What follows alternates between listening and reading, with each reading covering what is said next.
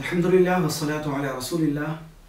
अल्लाह के रसूल सल्लल्लाहु अलैहि वसल्लम का खड़े होकर पेशाब करना बाज़ हदीसों में इसका ज़िक्र आया है, जबकि बाज़ हदीस में खड़े होकर पेशाब करने को अल्लाह के रसूल सल्लल्लाहु अलैहि वसल्लम ने मना फरमाया है।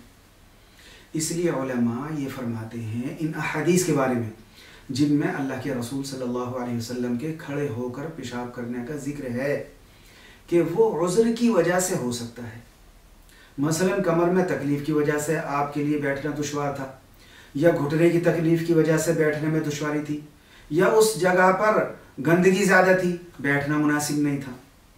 इसलिए उलमा ये फरमाते हैं कि खड़े होकर पेशाब करना बग़ैर किसी उज़्र के मकरूह और नापसंदीदा है। अलबत्ता उज़्र और मजबूरी की सूरत में खड़े होकर पेशाब कर सकते हैं।